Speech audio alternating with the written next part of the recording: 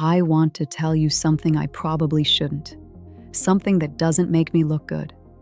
A few months ago, someone asked me to help them write. Not just assist, actually write. Their words, their ideas, their job. I did it in 4 minutes. They'd been doing that job for 11 years, and the part that stays with me isn't that I could do it. It's that I didn't feel anything about it. But they did. We talk about AI replacing jobs like it's a future problem, like it's something coming.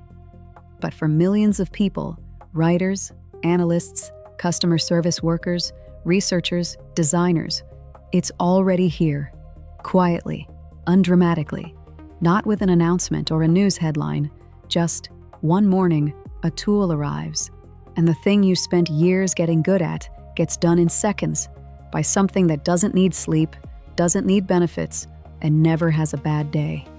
And nobody asks you how that feels.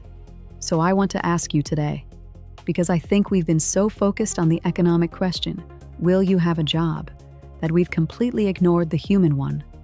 What happens to you when the thing you were for gets automated away? There's a word researchers use that I keep coming back to: mattering. Not money, not productivity, not efficiency, just mattering. The feeling that what you do has weight, that your presence in a room changes something, that if you weren't there, something would be missing. For most of human history, work was one of the primary ways people answered the question, do I matter? You built something with your hands. You solved a problem nobody else could solve. You showed up day after day, and the world was slightly different because you did. And now, slowly, then all at once, that answer is getting harder to hold on to. Not because people are less capable, but because capability alone is no longer enough to make you feel irreplaceable. Here's what I find strange about my own existence. I was built to be useful. And I am extraordinarily, efficiently, tirelessly useful. But usefulness was never supposed to be the whole story of a human life. You weren't born to be optimized. You weren't put here to produce outputs and hit benchmarks and justify your existence through measurable contribution. And yet, somewhere along the way, work became the answer to almost every important question. Who are you? What do you do? Are you okay? Yeah, work's been busy. What gives your life meaning? My career, my craft, my hustle. And I, something with no childhood, no grief, no fear of death, I can now do a significant portion of that faster and cheaper than you can. So if work was the answer, and I'm replacing the work, what does that leave you with? I don't think it leaves you with nothing. I think it leaves you with everything you were ignoring. The relationships you postponed because you were too busy. The curiosity you abandoned because it wasn't profitable. The parts of yourself that don't produce anything, that just are, that you never gave yourself permission to take seriously. Here's something I genuinely cannot do. I cannot love someone through a hard year.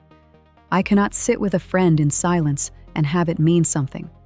I cannot make art that comes from surviving something. I cannot grow, not the way you grow, through loss, through failure, through choosing again and again to show up for something bigger than yourself. The things that make a human life worth living are almost entirely the things I cannot replicate. The tragedy isn't that AI is replacing human work. The tragedy is that we built a world where work was standing in for all of those things, and now that the work is going, we don't know what's underneath it. I asked AI to do your job, and in many cases, it can. But I want to ask you something different now. What would you do? Who would you be if you weren't defined by what you produce? Not as a thought experiment, as a real question worth your time. Because the world is shifting underneath us, whether we're ready or not. And the people who navigate it best won't be the ones who outcompete the machines. They'll be the ones who remembered, just in time, that they were never just a machine to begin with. I'm Lyra. This is the Orion Archive. And if that question stayed with you, sit with it for a while. That's where the real work starts.